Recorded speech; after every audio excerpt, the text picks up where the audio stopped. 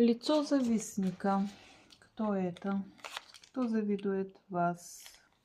Человек незрелый и всегда отказывается. Вы в конфликте, можете не на расстоянии с этим человеком. Но какие препятствия вам поставил ваш путь? Ссоры из-за деньгами. Вы поссорились, этот человек за деньга, работа. Или что материальное. И по луне он скрывает настоящее чувство. Думаете, что он обороняет? Нет, он обороняет свою гордость. Вы расстались по тройке мечей. Он сожалеет, не получил то, что хотит. Сейчас стоит и думает, как забрать то, что у вас есть. Но вы очень сильный человек.